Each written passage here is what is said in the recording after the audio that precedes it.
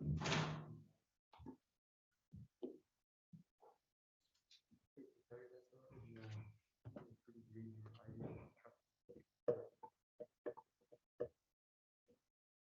to do this. When we gonna start having pre-trials in here, Judge? I don't know that it'll ever happen. But you know what frustrates me is we're hearing about other courts, like we just heard Royce Nunley was just telling TBG that he had motion day in Macomb Monday, and all motions are live. Demand required to be live. But that's totally against the scale report. You know, the scale mandates are keep doing, like when they opened us up, they said, keep doing as much as you can virtually.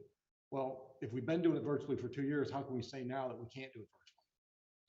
I'll just tell him, we just heard Macomb County is all motion day, all motion stuff is live. But it does, you know, I had so many of my defendants who I would be more effective in person. I know I would.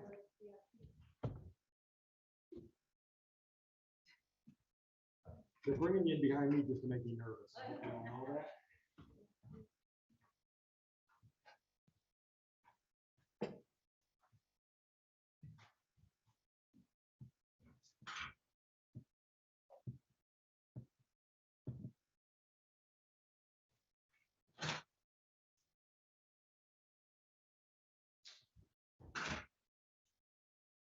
Same seats, please.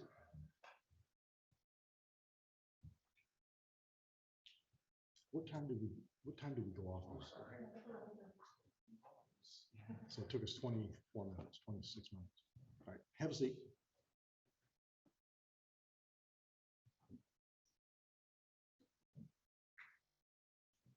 All right, we're back on the record.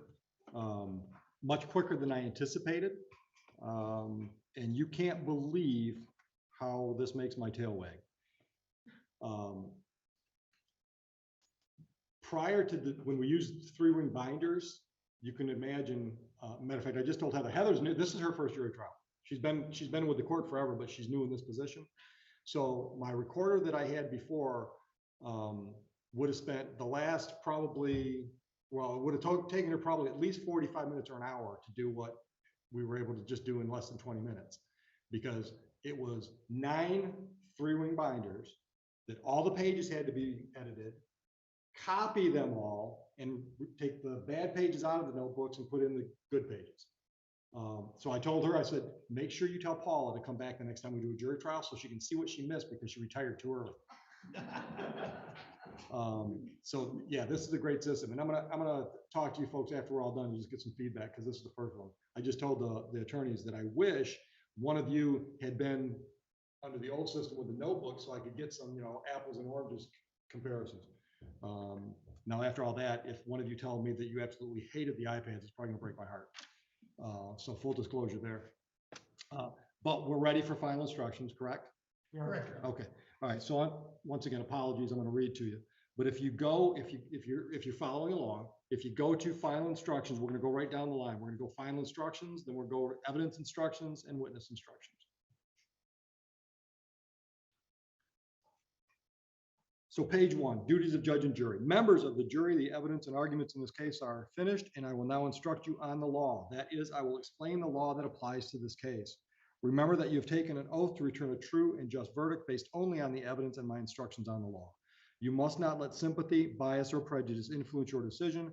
You must avoid reaching conclusions that may have, that may have been unintentionally influenced by stereotypes. You must reach your own conclusions about this case individually, but you should do so only after listening to and considering the opinions of the other jurors who may have different backgrounds and perspectives from yours. As jurors, you must decide what the facts of this case are. This is your job and nobody else's. You must think about all the evidence and then decide what each piece of evidence means and how important you think it is. This includes whether you believe what each of the witnesses said. What you decide about any fact in this case is final. It is my duty to instruct you on the law. You must take the law as I give it to you. If a lawyer says something different about the law, follow what I say. At various times, I have already given you some instructions about the law. You must take all my instructions together as the law you are to follow. You should not pay attention to some instructions and ignore others. To sum up, it is your job to decide what the facts of the case are, to apply the laws I give it to you, and in that way, to decide the case. A person accused of a crime is presumed to be innocent. This means that you must start with the presumption that the defendant is innocent. This presumption continues throughout the trial and entitles the defendant to a verdict of not guilty unless you are satisfied beyond a reasonable doubt that he is guilty. Every crime is made up of parts called elements. The prosecutor must prove each element of the crime beyond a reasonable doubt. The defendant is not required to prove his innocence or to do anything.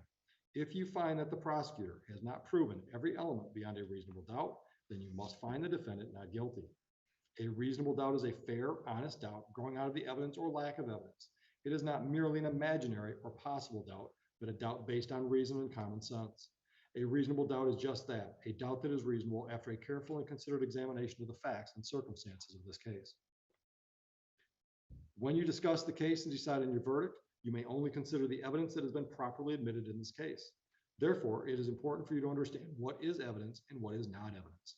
Evidence includes only the sworn testimony of witnesses, the exhibits admitted into evidence, and anything else I told you to consider as evidence. Many things are not evidence, and you must be careful not to consider them as such. I will now describe some of the things that are not evidence. The fact that the defendant is charged with a crime and is on trial is not evidence. Likewise, the fact that he is charged with more than one crime is not evidence. The lawyer's statements and arguments and any commentary are not evidence. They are only meant to help you understand the evidence and each side's legal theories. You should only accept things the lawyers say that are supported by the evidence or by your own common sense and general knowledge. The lawyer's questions to the witnesses and my questions to the witnesses are also not evidence. You should consider those questions only as they give meaning to the witnesses' answers. My comments, rulings, questions, and instructions are also not evidence. It is my duty to see that the trial is conducted according to the law and to tell you the law that applies to this case. However, when I make a comment or give an instruction, I am not trying to influence your vote or express a personal opinion about the case. If you believe that I have an opinion about how you should decide this case, you must pay no attention to that opinion. You are the only judges of the facts, and you should decide this case from the evidence. At times during the trial, I've excluded evidence that was offered or stricken testimony that was heard. Do not consider those things in deciding this case. Actually, I don't think either one of you objected to anything, did you? No. That's not the norm. So moving on, your decision should be based on all the evidence, regardless of which party produced it. You should use your own common sense and general knowledge in weighing and judging the evidence, but you should not use any personal knowledge you may have about a place, person, or event. To repeat once more, you must decide this case based only on the evidence admitted during the trial. Page 3. As I said before, it is your job to decide what the facts of this case are. You must decide which witnesses you believe and how important you think their testimony is. You do not have to accept or reject anything, you do not have to accept or reject everything a witness said. You are free to believe all, none, or part of any person's testimony. In deciding which testimony you believe, you should rely on your own common sense and everyday experience. However, in deciding whether you believe a witness's testimony, you must set aside any bias or prejudice you may have and not be influenced by a witness's disability, gender identity, race, religion, ethnicity, sexual orientation, age, national origin, or socioeconomic status. Again, take the time you need to test what might be automatic or instinctive judgments and to reflect carefully about the evidence. There is no fixed set of rules for judging whether you believe a witness, but it may help you to think about these questions. Was the witness able to see or hear clearly? How long was the witness watching or listening? Was anything else going on that might have distracted the witness? Did the witness seem to have a good memory? How did the witness look and act while testifying? Did the witness seem to be making an honest effort to tell the truth, or did the witness seem to evade the questions or argue with the lawyers? Does the witness's age and maturity affect how you judge his or her testimony? Does the witness have any bias, prejudice, or personal interest in how this case is decided? Have there been any promises, threats, suggestions, or other influences that affected how the witness testified? In general, does the witness have any special reason to tell the truth or any special reason to lie? All in all, how reasonable does the witness's testimony seem when you think about the other evidence in the case? Sometimes the testimony of different witnesses will not agree, and you must decide which testimony you accept.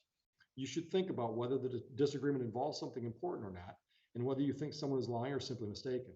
People see and hear things differently, and witnesses may testify honestly, but simply be wrong about what they thought they saw or remembered.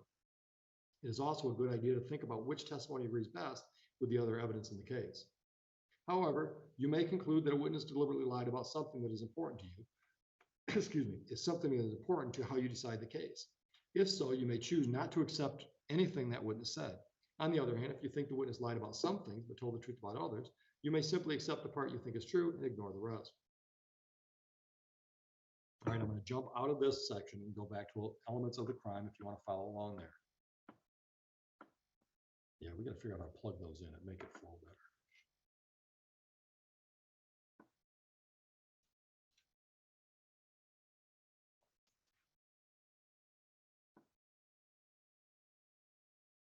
All right, the defendant is charged with the crime of driving while his operator's license is suspended or revoked. To prove this charge, the prosecutor must prove each of the following elements beyond a reasonable doubt.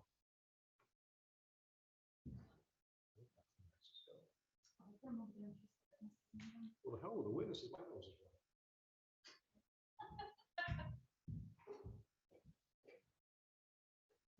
We can probably afford 2 boxes.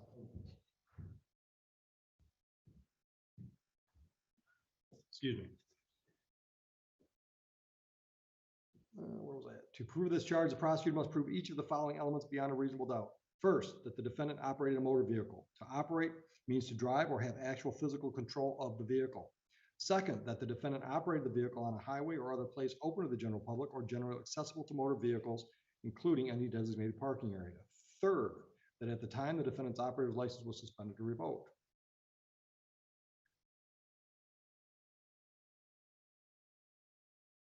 All right, jumping down to accidents.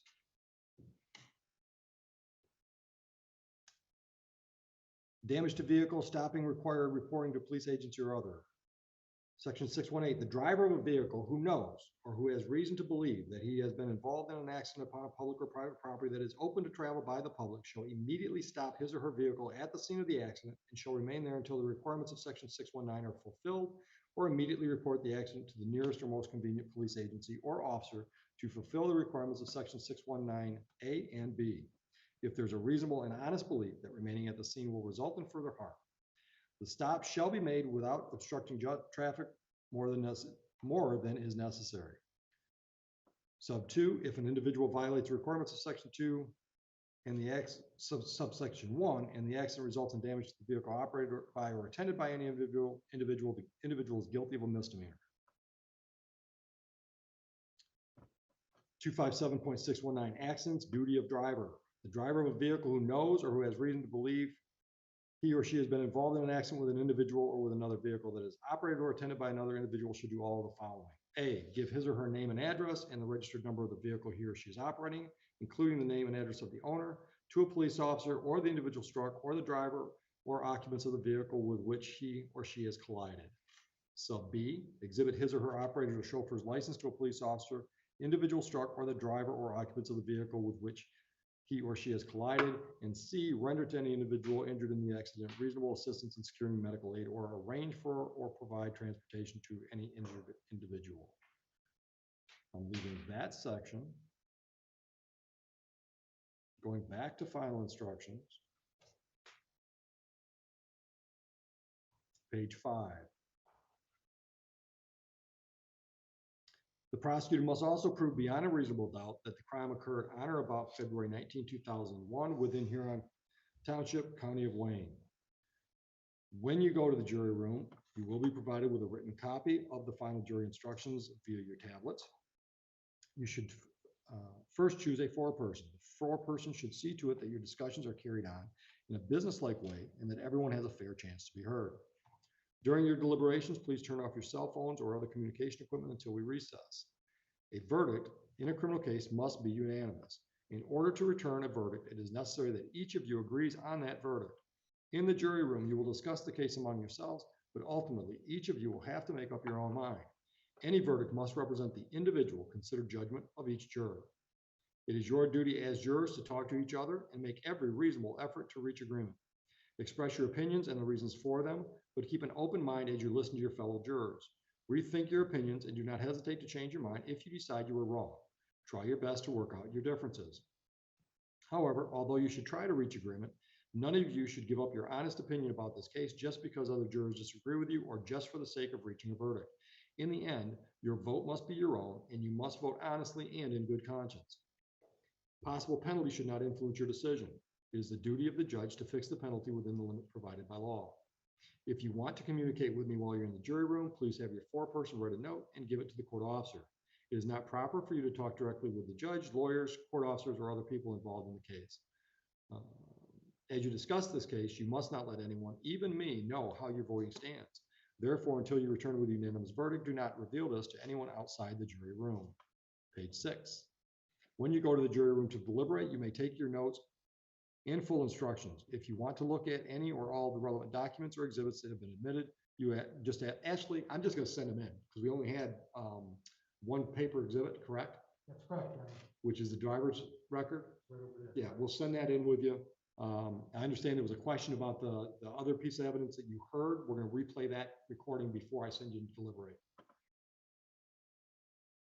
When you go to the jury room, you will be given an electronic copy of the instructions you have just heard. As you discuss the case, you should think about any instructions together. Think about all my instructions together as the law you are to follow. We've also prepared a jury verdict form that both attorneys have approved. We'll send that in with you. Now I'm going to back out of this section.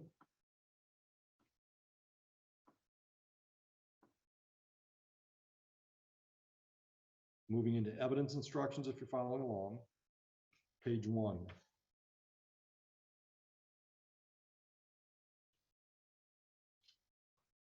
The prosecution has introduced evidence of a statement that it claims the defendant made. There's a typo there, Heather. Of a statement 1. There's number 1 in there for some reason. Before you may consider such an out-of-court statement against the defendant, you must first find that the defendant actually made the statement as given to you. If you find that the defendant did make the statement, you may give the statement whatever weight you think it deserves. In deciding this, you should think about how and when the statement was made and about all the other evidence in the case. You may consider the statement in deciding the facts of the case. Facts can be proved by direct evidence from a witness or an exhibit. Direct evidence is evidence about what we actually see or hear. For example, if you look outside and see rain falling, that is direct evidence that it's raining. Facts can also be proved by indirect or circumstantial evidence. Circumstantial evidence is evidence that normally or reasonably leads to other facts. So, for example, if you see a person come in from outside wearing a raincoat covered with small drops of water, that would be circumstantial evidence that it is raining. You may consider circumstantial evidence by itself, or a combination of circumstantial evidence and direct evidence can be used to prove the elements of the crime. In other words, you should consider all the evidence that you believe. If you believe that a witness previously made a statement inconsistent with their testimony at this trial, the only purpose for which that earlier testimony can be considered by you is deciding whether the witness testified truthfully in court. The earlier statement is not evidence that what the witness said earlier is true. Stipulation: when the lawyers agree on a statement of facts, these are called stipulated facts. You may regard each stipulated fact as true, but you are not required to do so. All right, backing out of this section and going to witness instructions.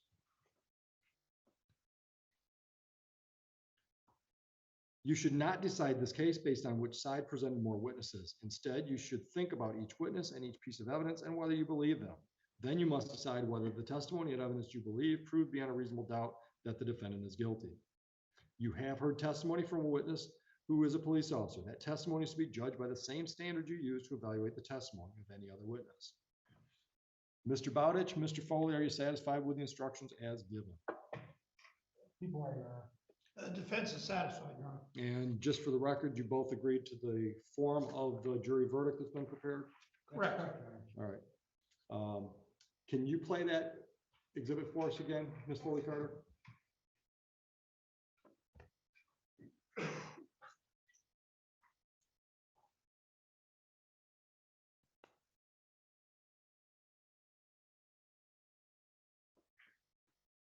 I put my truck in the ditch earlier, and I was called and told that the cops were taking it. Yeah, it is being towed. I talked to the homeowner. She's okay with everything. It happened this morning, and I'm in the process of getting a truck now to come out and get it. Okay, one second. Let me see. I know the tow truck's already in route. I think they've arrived. The one. Why don't you play it one more time while we're out here? I put my truck in the ditch earlier, and I was called and told that the cops were taking it. Yeah, it is being towed. I talked to the homeowner. She's okay with everything. It happened this morning, and I'm in the process of getting a truck now to come out and get it. Okay, one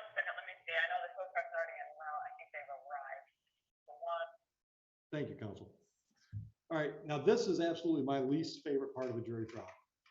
If you can count, and I'm sure you all can, there's 7 of them. Well, only 6 of you get to make the decision. So what I'm going to do is I've got 7 little wooden beads in here that are numbered 1 through 7. I'm just going to randomly pick one of them out, and I'm going to kick one of you off the jury. So before I pull that number out, I just want to let you know that whoever is removed as the alternate that we're not going to use, feel free to stick around. After the trial's over, I'm going to do like a little debrief with your fellow jurors. I'd be more than welcome to have you be part of that process. But once your name is drawn, you are free to leave.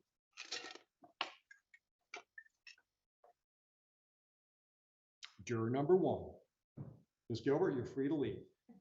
Once again, you're free to stick around if you'd like to. You just can't stick around there. Yes, yes. It's like that old thing, you don't have to go home, but you just got to leave here. Yeah. I've got a retired husband and all, I don't want to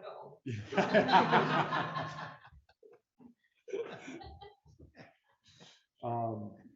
Actually, you know what? Just stay right there for a minute. You're satisfied to send them in for deliberations? Yes, Your Honor. All right. If you'll take the rest of the panel in, that'll make it easier for Ms. Gilbert to get out of that chair. And now, folks, take your tablets if you want them, take your notebooks if you want them. Once again, you can leave your coats and everything there if you want to. Thank you. This does as well. Thank you for remembering that. And there's always a court officer outside that door, so if you need anything, just knock. Thank you, ma'am.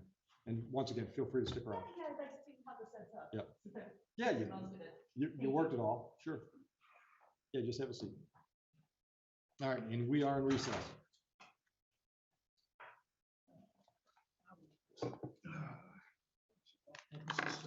Go lounge around. There's still on YouTube in here.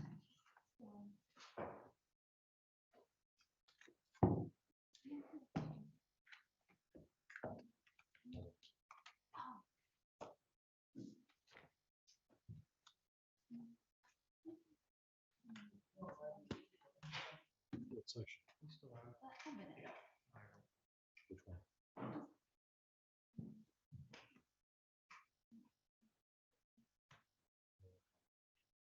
What section? So under witness instructions?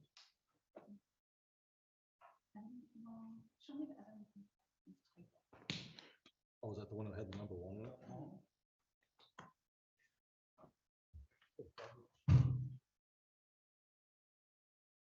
You know?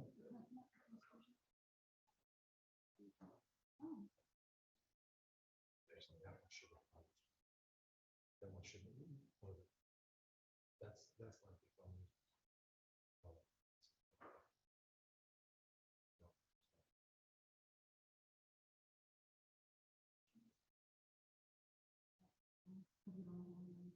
Oh, yeah, we should stop it.